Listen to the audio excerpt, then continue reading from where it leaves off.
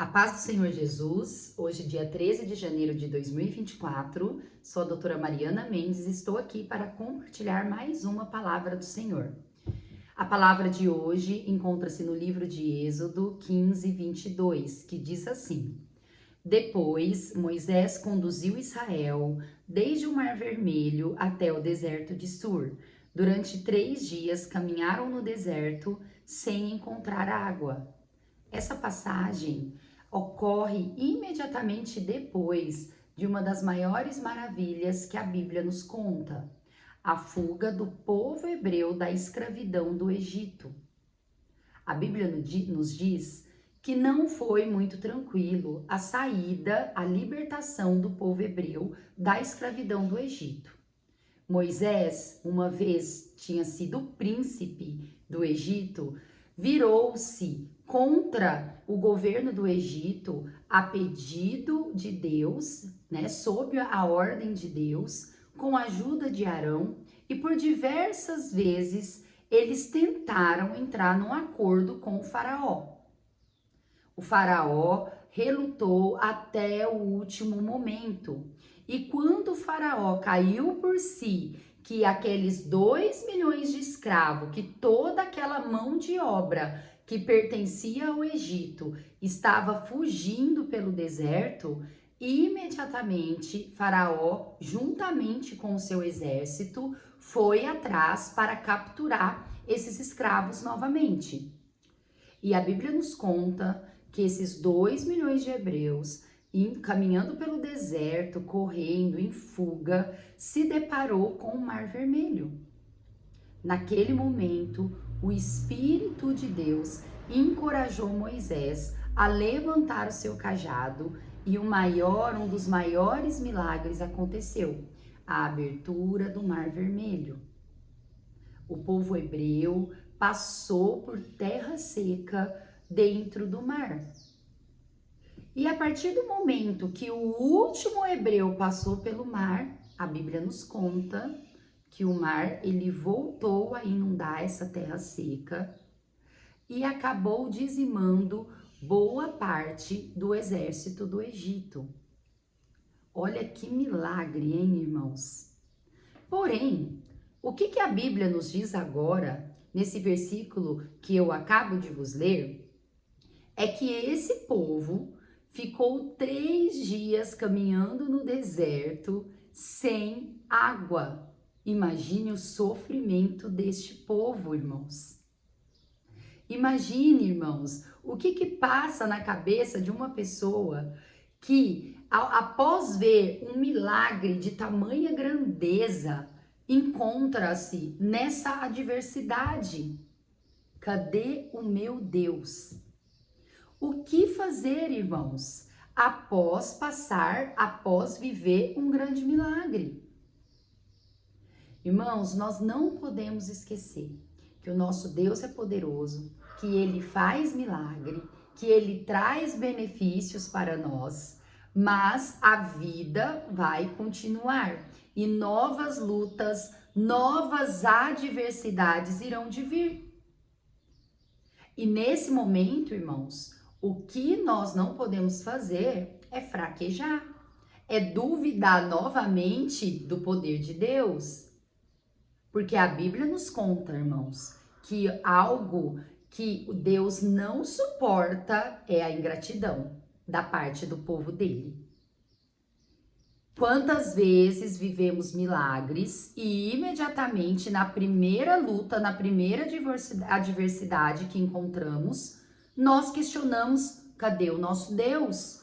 Que está em silêncio, que não nos escuta? Irmãos, Deus não se agrada disso. O livro de 2 Crônicas 16 conta a história do rei Asa. Rei Asa, um rei de Judá, que foi muito temente a Deus, iniciou o seu reinado, acabando com a idolatria, se unindo aos sacerdotes, querendo cumprir todos os mandamentos e orientando o povo a cumprir os mandamentos do Senhor, se relacionando diretamente com o Senhor fazendo grandes maravilhas em Israel. Só que a Bíblia vai nos dizer, no capítulo 16, que o rei Asa certa vez em Judá, foi ameaçado pelo povo de Israel para ser invadido Judá. Naquele momento, rei Asa, ao invés de confiar no Senhor, de entregar toda aquela adversidade, toda aquela angústia nos pés do Senhor, rei Asa buscou o império, o rei da Síria, para ajudar, sem nenhuma direção de Deus. A Bíblia nos diz que o rei da Síria imediatamente ajudou o povo de Israel, o povo de Judá. E o povo de Israel e o rei Baasa não conseguiu invadir Judá naquele momento. Porém, Deus, diante a ingratidão do rei Asa, de tudo que ele já tinha feito de bom e maravilhas que ele tinha feito para o rei Asa e para o povo de Judá, levanta um profeta. Esse profeta vai até o rei Asa e diz que Deus não gostou da falta de confiança que o rei Asa demonstrou naquele momento.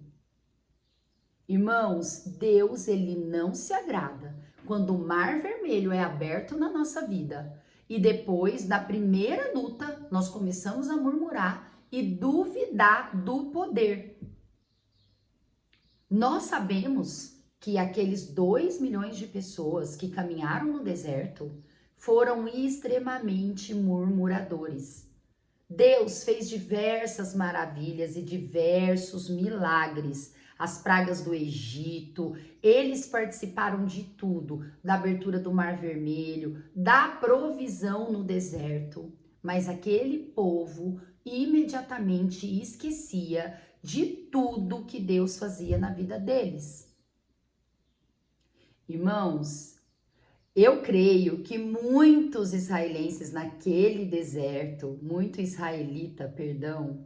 naquele deserto, questionava: será que foi Deus mesmo que fez todos aqueles milagres lá no Egito?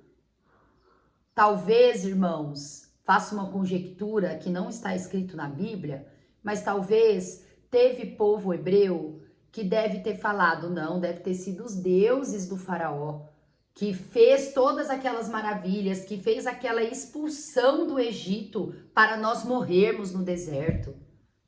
E outros falaram: isso está escrito na Bíblia. Moisés, Deus nos trouxe aqui para morrer nesse deserto? Irmãos, Deus não se agrada da ingratidão e da dúvida. Pois no mundo, o tempo de adversidade, o tempo de luta, o tempo de angústia é certo até os últimos dias das nossas vidas. E o Deus, ele está presente no tempo do milagre, no tempo da alegria e também no tempo da angústia. Salmo 46:1 vai nos dizer: Deus é o nosso refúgio e fortaleza, socorro sempre presente no dia da angústia. Irmãos, fique firmes na promessa do Senhor. A empresa não está indo bem? Seu trabalho não está indo bem, seu casamento não está indo bem, não duvide que Deus esteja presente. Não blasfeme contra Deus dizendo: isso não é de Deus. Saiba conduzir os presentes que Deus te dá. A sua empresa não está indo bem, mas é presente de Deus na sua vida, é bênção de Deus na sua vida. Seu casamento não está indo bem, mas o seu marido continua, ou a sua esposa continua sendo uma bênção na sua vida. Não pense que as adversidades que você vive nas áreas da sua vida é falta de bênção ou presença do Senhor Jesus, pois Ele está presente. Esse povo, eles tinham acabado de atravessar o Mar Vermelho e estava vivendo em dificuldade, 3 dias sem água, criança, mulher, chorando por causa de água, de sede, homens. E Deus estava presente com eles naquele momento que estava faltando água para eles. E a Bíblia vai nos contar que a provisão de água e de alimento veio. através da presença de Deus. Tudo coopera para o bem daqueles que amam a Deus. Nós precisamos confiar que todas as adversidades vividas por nós está na presença do Senhor e que o Senhor está permitindo para a honra e glória do nome dele. Isso vai cooperar de alguma forma para a nossa evolução, para a nossa caminhada para a glória de Deus.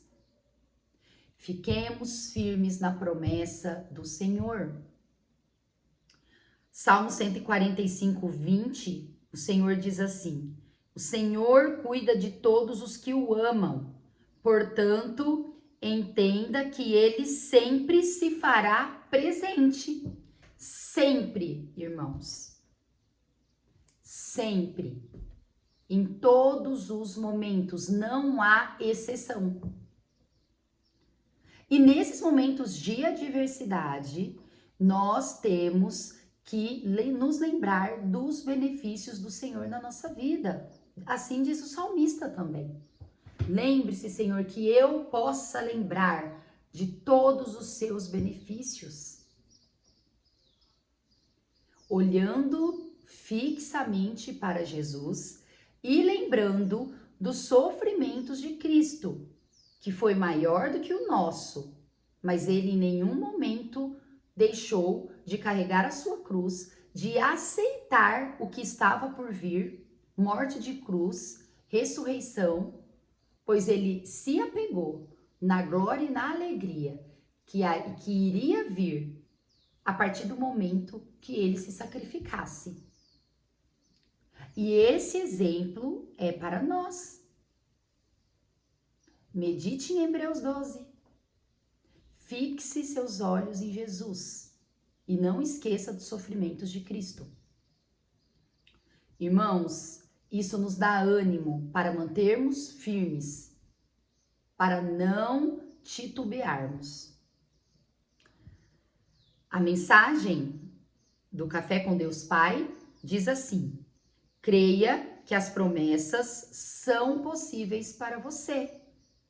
E eu complemento: creia que as promessas são possíveis para você, independente da adversidade que você esteja vivendo. E não esqueça que Deus está presente. E se alegrando com a sua firmeza de espírito, com a sua fé, com a sua confiança, e crendo que tudo isso vai passar e será para a honra e glória do Senhor Jesus. Viveremos muitos milagres, irmãos. Você viveu muito milagre até agora? Lembre-se deles. Muitos benefícios do Senhor Jesus? Lembre-se deles. E você viverá muitos milagres ainda. E o contrário é verdadeiro. Você viveu muitas lutas até agora? Jesus esteve presente em todas elas? Você se livrou dessas lutas? Mas lembre-se também que muitas lutas virão até o último dia da nossa vida aqui na Terra ou até a volta de Jesus, se Deus permitir dessa forma. A leitura bíblica de hoje encontra-se em Mateus 7, que é o último capítulo que fala do Sermão da Montanha. Esse último capítulo da continuação do Sermão da Montanha nos ensina sobre o juízo temerário, sobre as coisas santas, que não é para a gente dar aos cães as coisas santas, perseverança na oração, sobre os falsos profetas e que devemos ouvir e cumprir as palavras de Jesus. As palavras de Jesus, irmãos, nunca são em vão. Os ensinamentos de Jesus nunca são em vão. Tudo que Jesus nos ensina e nos fala através da sua palavra é para nós colocarmos em prática. E desse capítulo, eu quero compartilhar 2 versículos que fala sobre a porta estreita, que está em Mateus 7, 13 e 14. Entrai pela porta estreita, porque larga é a porta e espaçoso o caminho que conduz à perdição, e muitos são os que entram por ela.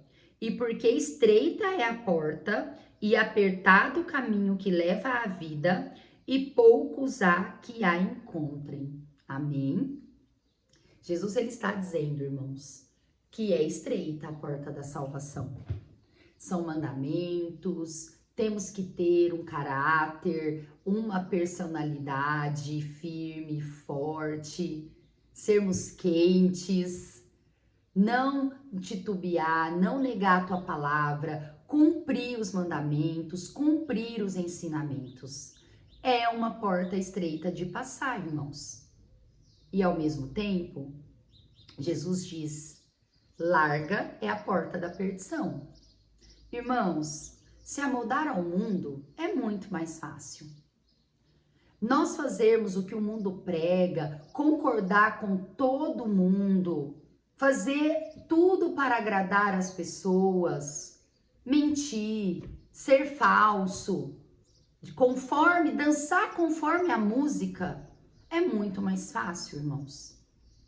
Vou exemplificar uma situação, você na sua empresa, onde as pessoas fazem tudo de errado, talvez, pessoas caem em adultério, traem marido, traem esposa, mentem, passam a perna um no outro. Esse caminho, muitas vezes, é muito mais fácil. Muitas vezes você até consegue sair bem. Larga é a porta da perdição.